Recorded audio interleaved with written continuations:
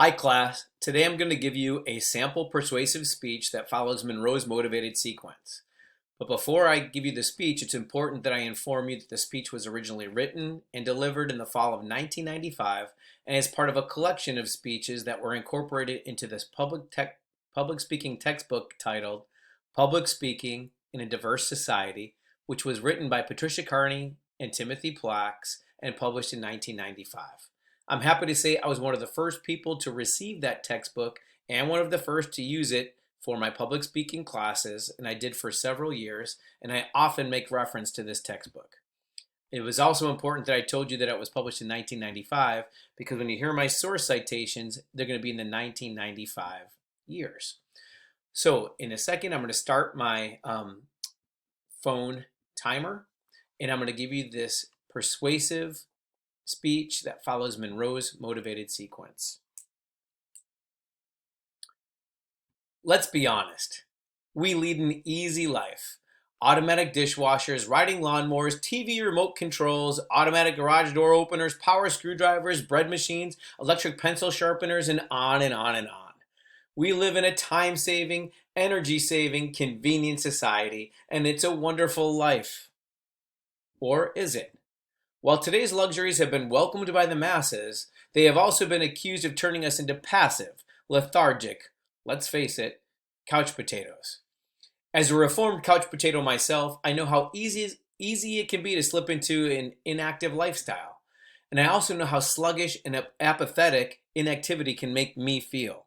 So today I want to urge you to move off that couch and get your body moving. I'm going to persuade you to get active with a very simple exercise that has tremendous health benefits. But first, I have to tell you the need of why we need to exercise. Americans lead a sedentary lifestyle at the expense of their health.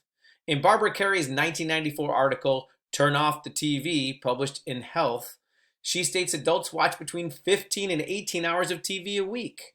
This means we spend approximately 40% of our leisure time in front of the TV. And ironically, Carey also reported that we don't really like many of the shows that we watch. Additionally, an article in the March 1994 issue of Walking reported that there is evidence that our sedentary lifestyle is bad for our mental and our emotional state of mind. The article reported that people are experiencing higher bouts of depression than they did in the 18th and 19th century, when work and life were considered much more difficult. Also, the article reported that 12.6% of Americans suffer from anxiety, and another 9.5% suffer from serious depression.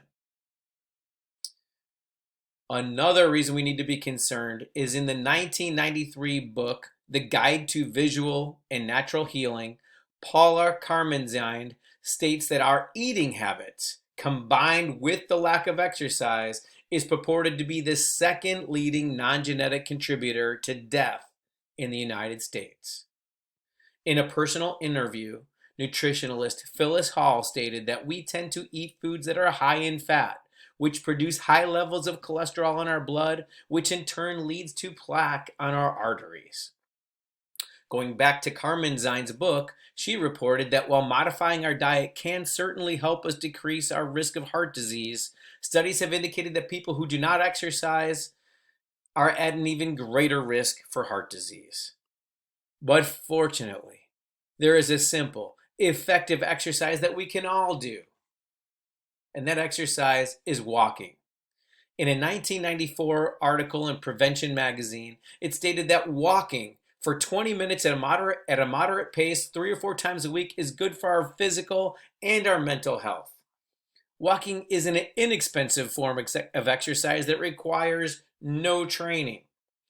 Regular walking can reduce our risk of health disease. The Prevention article reported that walking can curtail our risk for heart disease, and walking enhances an enzyme that removes triglycerides, which are forms of blood fat.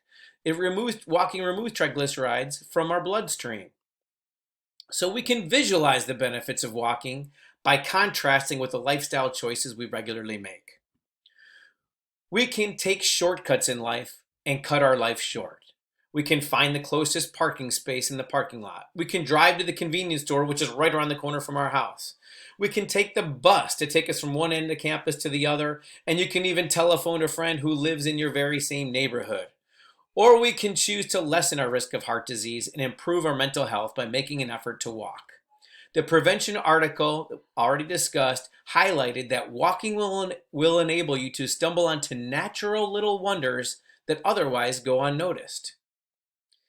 Author John P. Wiley comments on the benefits of walking in a 1989 article published by the Smithsonian, where he states, "Being on your own 2 feet is restful. No one is climbing on your back or leaning on a horn, and if something catches your eye, you can stop without being rear-ended."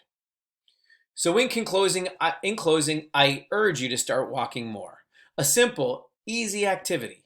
Park in the back of the parking lot and walk. Walk, don't drive, to your local convenience store.